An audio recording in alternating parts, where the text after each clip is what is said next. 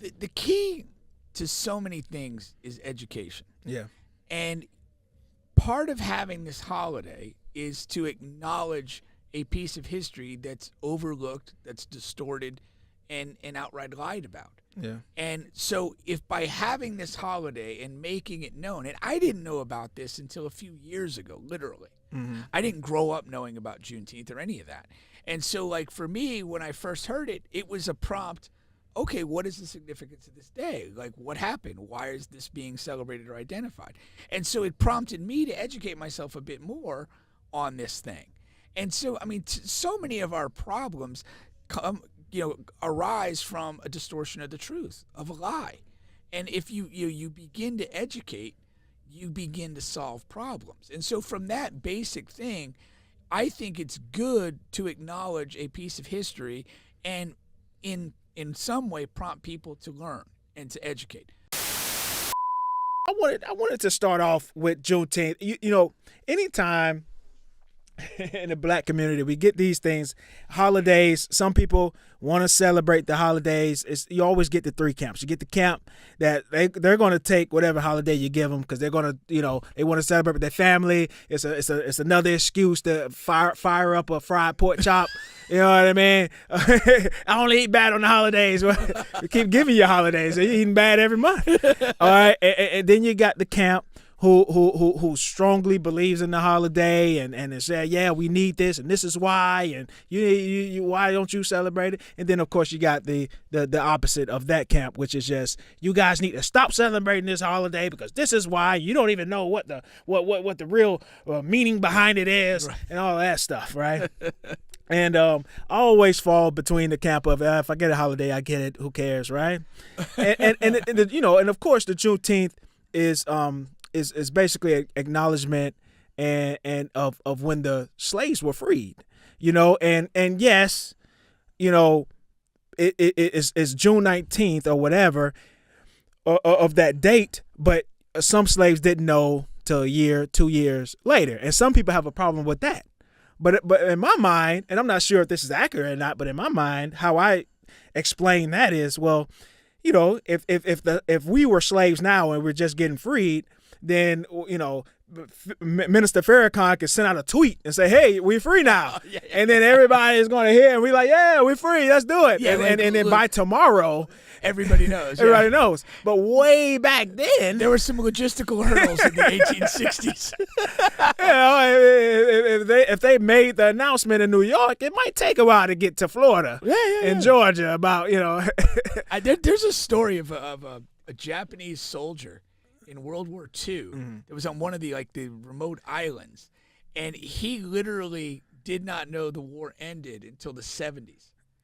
So he's still on patrol. He was on this remote island, and he thought that, they found him in the 70s. Like, buddy, war's been over for 35 years. It's okay, lay down your arms. But I mean, there's no communication. Yeah. There's no TV. There's no radio to break it down for him, and Yeah. He kept fighting the good fight. Kept fighting the good fight, man. And that's my thing. But when you really think about it, right? My true feelings about it is, it's really revolves around history. You know what I'm saying? So, and when you really, our history has already been jaded. Our history can really only be dated back to slavery anyhow. You know what I mean? If someone tells you that they can predate history prior to slavery, they're really lying. I mean, I know there's pieces you can put together and say, okay, if A is B, we can equal C and things of that nature. But no one really, and I say that to say, whoever created the slavery system to begin with, they were fucking geniuses, because a part of the whole diabolical plan was to strip us from our history. That was one of the things there, right? Yeah. So so history is such a big piece surrounding Juneteenth. So I have no issue with someone who takes the holiday as a serious thing. I think what Biden was behind actually labeling Juneteenth as a holiday. Something I think his like that. administration was actually but pushing it to make it a national holiday, and it's weird because it's still like a lot of jobs and a lot of other places don't really recognize. You're not going to get the day off from a lot of different places. Yeah. So that's a little weird. But I don't know what do you take away from it? I have a couple thoughts on it for sure. The key to so many things is education. Yeah. And part of having this holiday is to acknowledge a piece of history that's overlooked, that's distorted, and outright lied about. Yeah. And so if by having this holiday and making it known, and I didn't know about this until a few years ago, literally. Mm-hmm. I didn't grow up knowing about Juneteenth or any of that. And so like for me, when I first heard it, it was a prompt, okay, what is the significance of this day? Like what happened? Why is this being celebrated or identified? And so it prompted me to educate myself a bit more on this thing. And so, I mean, so many of our problems arise from a distortion of the truth, of a lie. And if you begin to educate, you begin to solve problems. And so from that basic thing, I think it's good to acknowledge a piece of history and in some way prompt people to learn and to educate. But the reality is this: we are in a broken and divided society. And there's going to be people that are just going to be happy to call out of work for a holiday or be off work for a holiday to fire up a grill or throw back some drinks. And it doesn't go any further for those people. That's it. And there's going to be the racist segment of the country who get mad because the holiday happens at all. Why are we acknowledging this? This is bullshit. And, and then there's the group, like you said, there's like, if there's any historical inaccuracy or a counterpoint on the origin of the holiday, they're going to say, oh, this is total bullshit. Why are we even doing this? And so like, it becomes an incredibly divisive thing when it shouldn't. These things should be reference points to educate and to inform and to bring something to the forefront. And I know there's a certain level of corniness to all of the days we have, and even like breast cancer awareness or African American History Month in February. There's a certain corniness to that. But if you get past the corniness and it shines a light on something that maybe you could learn about, that's an improvement. So on that base level, I'm okay with acknowledging things. And I think it's important to. And I think you have to do this in the context of this is why we're broken and divided. There's a significance to like taking down symbols of division, symbols of hatred, and like a lot of the monuments. I was good with some of those monuments coming down of the old colonial slaveholders and this and that. Yeah. It's you have to create a better thing. That's your duty as a person. And part of that is like education. Part of it is like, when we realize something's wrong or deplorable, to stop celebrating it. Yeah. Because even if you're not, even just letting it exist is a problem. Letting it exist is an endorsement of what it represents. And while it may not really hurt or mean anything to you individually, your passive acceptance of it harms someone else. It diminishes another viewpoint. And I think it's important to, again, take down symbols of division and hatred, replace them with educational moments where you can get better at something. We treat our things we care about and kind of our own individual lives, if you're living your life the right way, as you want to take care of yourself, you want to be mentally strong, physically strong, and healthy. And to do those things, you have to make certain sacrifices. You have to go out of your comfort zone to do certain things to be what you want to be. But when we look at ourselves as a society, we refuse to do that. We're too divided. Everything that anyone tries to do, there's a counterpoint, there's an argument, there's a debate, and not an educated debate either, just a debate of ignorance that tries to destroy or diminish these things. And it's like, okay, Juneteenth has a dark history, but like that history has to be explored. Because if you don't explore it and delve into it and understand it, you never grow from it. And like that's where we are as a society. We would rather debate whether or not this holiday should exist or whether we should celebrate it than to understand what it represents historically, or to consider how far have we come from that day, if at all. Those are the questions that need to be asked, but they're not asked when we're going to debate over whether or not we should have a holiday. Bingo.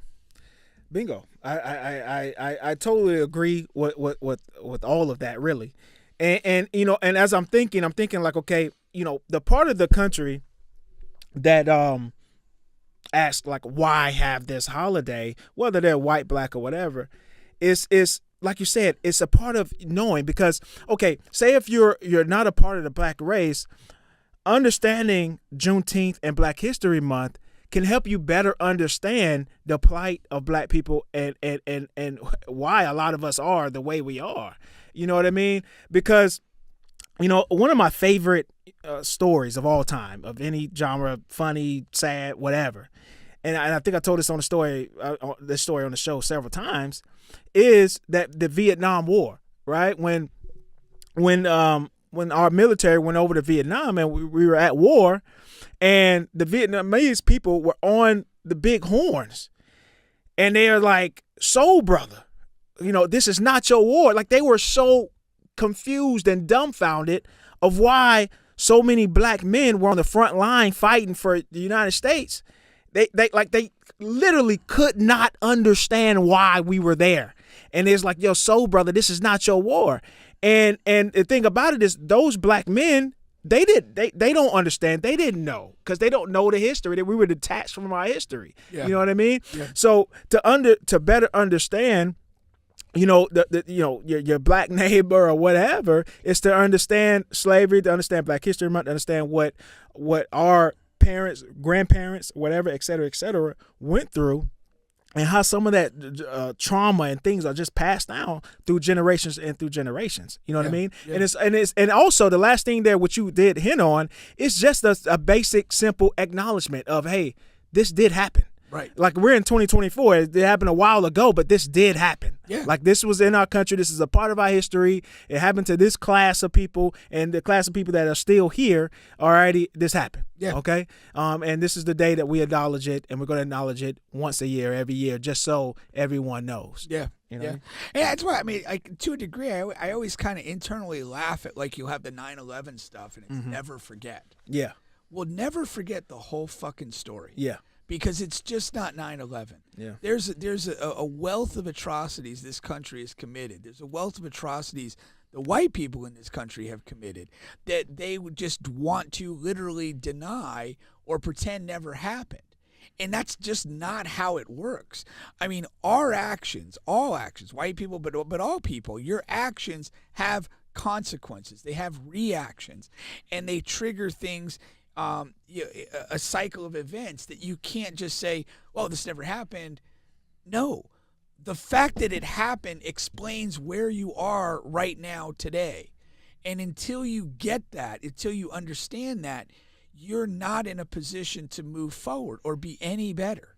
You know, you cannot move forward if you're constantly like hiding your rear view. Yeah. It's just not the way to do it. I mean, if you talk in base level, like drug addiction and alcohol addiction, the thing that you need to do is admit that you are an addict. Yeah. Admit that you're addicted. Admit that you have a problem. Then you can build from that platform. But we refuse to do that here.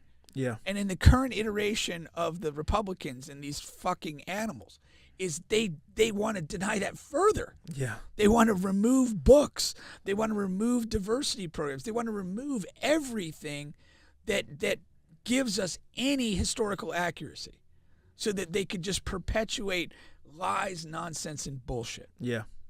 And I'm going to get on the soapbox here, because, again, if you're going to sit there and say, you know, "Oh, well, Biden's an old doddering fool and I'm not going to vote for him," by default, you are voting for the erasure of history. And usually, if you're a person of color, at your specific expense. If you're going to say, "Well, I don't like either of these two guys," then you're voting for the erasure of history. And that is a major problem. And if you're going to sit on the sidelines, and I'm a vindictive person, I really am. I like people that make bad decisions to pay for them. It brings me joy. and again, if you sit this out and the election goes the wrong way, I hope you suffer. Yeah. I will revel in your suffering because you brought it on yourself. It's just not acceptable to allow things to move in the direction that they're moving, because they're moving literally historically backwards. Yeah. and that's just not an acceptable outcome. You know, it's crazy. And if you can't see that as a person, you yourself are uneducated, you're brainwashed, and you're useless. You're not even useless. You are an active detriment to the betterment of society.